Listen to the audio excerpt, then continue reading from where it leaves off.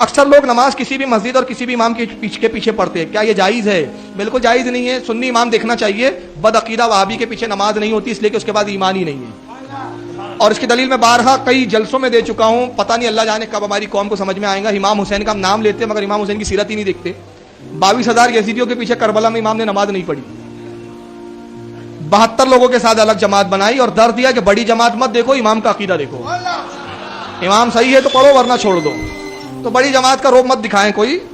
تو بہرحال چاہے وہ حرم کا اور مدینے کا امام کیوں نہ ہو، اس کے پیچھے بھی نماز نہیں ہوتی اگر عقیدہ گندا ہے تو.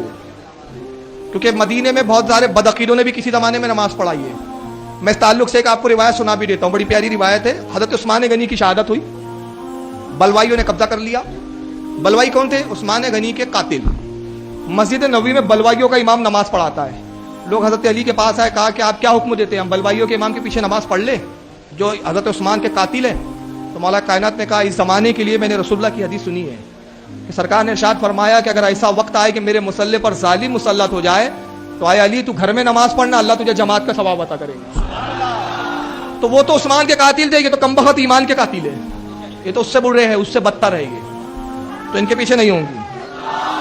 خوارج آج بھی موجود ہے. جو آج بھی خوارج کی نشانی ہوگی کہ مسلمانوں کی تکفیر کریں گے. جو بھی آپ کو یہ کہتا نظر آئے نا کہ فلاں کافر ہے اور وہ کلمہ گو ہو، اہل قبلہ ہو، ختم نبوت کو ماننے والا ہو، اس کے باوجود سے کافر کہہ رہا ہو، تو آپ سمجھ لیں خارجی ہے. جس میں ٹاپ آف دا لسٹ ہمارے پاکستان میں 2 بہت بڑے مکاتب فکر ہیں. بڑے میں کہہ رہا ہوں مشہور ہونے کی وجہ سے تعداد تو ان کی بڑی تھوڑی کم ہے. نمبر 1 یہ جماعت المسلمین والے، اور نمبر 2 یہ کیپٹن عثمانی پارٹی برزخی گروپ جو سب کو کافر اور مشرک ڈکلیئر کرتے ہیں. تو یہ آج بھی خوارج موجود ہیں. ہم یہ نہیں کہتے ہیں کہ خوارج موجود نہیں ہے، لیکن جو ہے ان کو کہیں نا. اب بریلوی کا دیوبندی کو کہنا، دیوبندی کا اہل حدیث کو اہل حدیث کا، ان کو شیعہ کا ان کو، ان کا شیعہ کو، یہ تو غلط بات ہے. تو یہ میرے بھائیوں تصویر کا ایک رخ تھا. اب ذرا تصویر کا دوسرا رخ بھی دیکھیں جو یہ لوگ چھپاتے ہیں. کہ ایک طرف تو یہ صحابہ کی تکفیر کر رہے ہیں اور صحابہ سامنے موجود ہیں.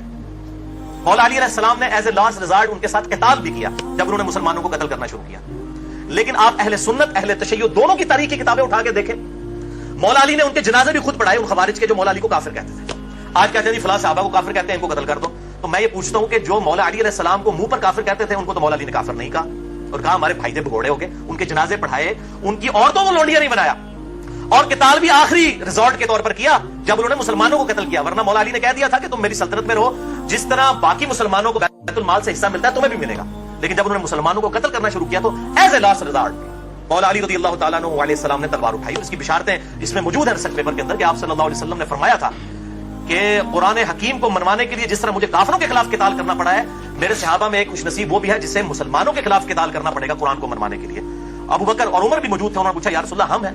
آپ نے فرمایا نہیں، بلکہ وہ شخص جو میری جوتیاں گانٹ رہا ہے. آپ صلی اللہ علیہ وسلم کی جوتیاں اس وقت سیدنا علی گانٹ رہے تھے. صحابہ دوڑے مولا علی رضی اللہ تعالیٰ عنہ علیہ السلام کی طرف اور کہا کہ آپ کے بارے میں نبی صلی اللہ علیہ وسلم نے اتنی بڑی پریڈکشن فرمائی ہے. تو مولا علی مسکرا پڑے، جس سے صحابہ کہتے ہیں ہم سمجھ گئے کہ آپ کو پتا تھا یہ کہ میں نے آن دا بہاف آف پروفٹ ان لوگوں کے خلاف قتال کرنا ہے. اور یہ حدیث الحمدللہ صحیح سند کے ساتھ مسند امام احمد میں جلد 3 صفحہ 82 پر 11790 ہے، اور اسی طریقے سے سنن نسائی الکبریٰ میں 8457 نمبر ہے. صحیح سند کے ساتھ الحمدللہ یہ حدیث موجود ہے.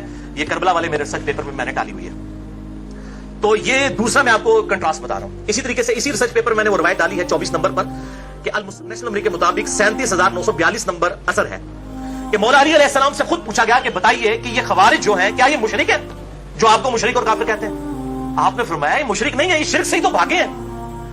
یہ اس لیے مجھ سے دور ہوئے کہ انہیں یہ گمان ہوا کہ میں غلط ہوں، میں شرک میں مبتلا ہو چکا ہوں. انہوں نے اپنے گمان میں یہ سمجھا یہ شرک سے بھاگنے کے لیے انہوں نے کیا، مشرک نہیں ہے. پھر پوچھا گیا کیا منافق ہے؟ تو سیدنا علی نے کہا یہ تو اتنی لمبی لمبی نمازیں پڑھتے ہیں، قرآن تو کہتا ہے منافق تو بڑا تھوڑا اللہ کا ذکر کرتے ہیں، یہ منافق بھی نہیں ہے. اندازہ کریں آپ. یہ آپ دیکھیں پازیٹو، جس کو کہتے ہیں پازیٹو اپروچ، حسن ظن. کہا ہمارے بھائی تھے بھگوڑے ہو گئے. میں یہی کہتا ہوں کہ یہ آج بھی جب کسی کے ساتھ اختلاف ہو تو آپ زیادہ یہ کہہ دیا کریں کہ ہمارے بھائی تھے بھگوڑے ہو گئے، بجائے کہ آپ کفر و شرک کے فتوے لگانا شروع کرتے ہیں. یہ سیدنا علی آپ دیکھیں کیا پازیٹو ان کی اپروچ تھی. تو یہ نہیں وہ بتاتے ہیں کہ بھائی خوارج کے بارے میں خوارج وہ کہتے ہیں اور قتل کرو، یہ نہیں بتاتے خوارج کے بارے میں سیدنا علی کا ایٹیٹیوڈ کیا تھا. اچھا اسی طریقے سے ابن عمر رضی اللہ تعالیٰ عنہ کا جو قول پیش کرتے ہیں صحیح بخاری 6930 نمبر حدیث کی ہیڈنگ سے کہ ابن عمر کہتے تھے جی خوارج بدترین مخلوق ہے کہ یہ کافروں کے بارے میں جو آیات نازل ہوئی مسلمانوں پر چسپاں کرتے ہیں. لیکن اس تصویر کا ایک دوسرا رخ بھی موجود ہے. وہ انڈیا میں ایک وہ جھوٹا انسان آج کل انہوں نے اٹھایا بریلویوں نے، فاروق رضوی.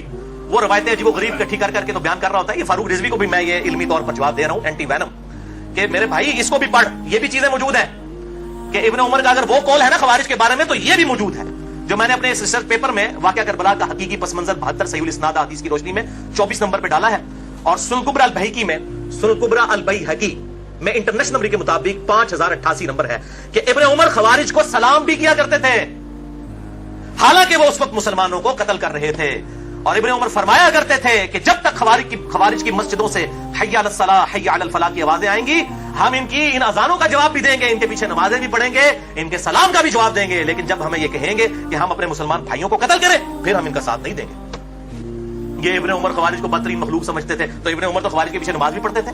کیا یہ بریلوی مکتب فکر کے لوگ خصوصاً یہ فاروق رضوی جو پارٹی ہے یہ تو لیکچر ریکارڈ کروا رہا ہوتا ہے کہ امام کعبہ کے پیچھے نماز نہیں ہوتی ہے، ابن عمر خوارج کے تو یہ تو خارجی ہیں، تو میں پوچھتا ہوں کہ ابن عمر تو خوارج کے پیچھے نماز بھی پڑھتے تھے، آپ ابن عمر کو نہیں مانو گے؟ اگر تم خوارج ہی سمجھتے ہو اہل حدیث کو تو نمازیں تو ان کے پیچھے پڑھو، ان کے سلام کا جواب تو دو۔ اور پھر جعلی روایتیں بیان کرتا ہے، کہتا ہے جی اور حوالہ تو پیش نہیں کرتے نا، سامنے میں سارے وہ بٹ قسم کے لوگ بیٹھے ہوتے ہیں، ان کو بھی سمجھ نہیں آتی کہ ان سے پوچھیں کہ یہ کہاں سے بات بیان کر رہا ہوں۔ کہتا ہے جی مولا علی علیہ السلام کو نبی صلی اللہ علیہ وسلم نے کہا تھا کہ علی ایک زمانہ آئے گا کہ جو ہے وہ اس طریقے سے مسلمانوں کے خلیفہ کو محصور کر دیا جائے گا، تم اس وقت ان کے پیچھے نمازیں نہ پڑھنا بلکہ تم گھر میں نماز پڑھنا۔ وہ کیڑی کتاب لکھی ہے حدیث؟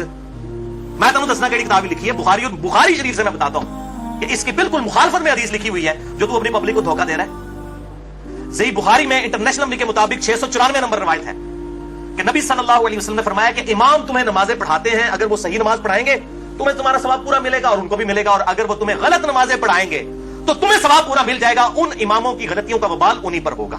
یہ اکثر مجھے لوگ پوچھ رہے ہوتے ہیں کہ جی بریلوی اور دیوبندی امام رفع الیدین نہیں کرتے تو غلط نماز پڑھ رہے ہوتے ہیں تو ان کے پیچھے ہم نماز پڑھ لیا کریں۔ بھئی بیسک نماز کی سٹرکچر تو سب کی ایک ہی ہے، قیام کے بعد رکوع، رکوع کے بعد کھڑا ہونا، ہر رکعت میں 2 سجدے، 2 سجدوں کے درمیان بیٹھنا، 2 رکعتوں کے بعد تشہد کرنا اور 4 کے بعد سلام پھیر دینا، یہ بیسک سٹرکچر تو سب کی سیم ہے۔ باقی رفع الیدین والا ایشو ہے، تو اگر امام رفع الیدین نہیں کرتا آپ ضرور سنت کے مطابق رفع الیدین کریں، آپ کی نماز ہو جائے گی، امام کی غلطی کا وبال اسی پر ہوگا۔ اسی طریقے سے فاتحہ خلف الامام کے لیے اگر کوئی امام وقفہ نہیں دیتا قرات کرنے کے بعد رکوع سے پہلے کہ مقتدی بھی قرآن پڑھ لیں سورۃ الفاتحہ، تو اس کی غلطی کا وبال اس پہ ہے، آپ نے سورۃ الفاتحہ پڑھنا ہے کیونکہ اس کے بغیر نماز نہیں ہوتی۔ مسئلہ نمبر 84 میرا سن لیجیے اہل سنت پاک.com پہ۔ تو یہ ابن عمر رضی اللہ تعالیٰ عنہ کے بارے میں روایت وہ والی بیان نہیں کریں گے، وہ خوارج کے پیچھے نمازیں پڑھتے تھے، ان کو سلام کرتے تھے، اور صحیح بخاری کی 694 نمبر حدیث اور اگلی 695 نمبر حدیث، میں کہتا ہوں یہ دونوں کڑوی گولیاں ہیں ان مولویوں کے لیے اور یہ ساروں کے لیے، بریلوی دیوبندی اہل حدیث شیعہ جو سب اس قسم کے فتوے دیتے ہیں نا کہ ایک دوسرے کے پیچھے نماز نہیں ہوتی ہے، ان کے لیے یہ کڑوی گولی ہیں۔ 695 نمبر حدیث جو صحیح بخاری میں ہے اس کے اوپر تو امام بخاری نے باب باندھ دیا ہے کہ باغی اور بدعتی کے پیچھے نماز پڑھنے کا حکم ہے خلیفۃ المسلمین سیدنا عثمان غنی رضی اللہ تعالیٰ عنہ علیہ السلام کی طرف سے کہ باغیوں اور بدعتیوں کے پیچھے نماز پڑھو۔ امام بخاری نے باب باندھا اور پہلے تعلیقاً روایت حسن بصری کا قول لے کر ہے تابعی رضی اللہ تعالیٰ عنہ علیہ السلام المتوفی 110 ہجری کہ حسن بصری کہتے ہیں جو بخاری اور مسلم کے راوی ہیں کہ بدعتی امام کے پیچھے نماز پڑھ لے اس کی بدعت کا وبال اسی پر ہوگا۔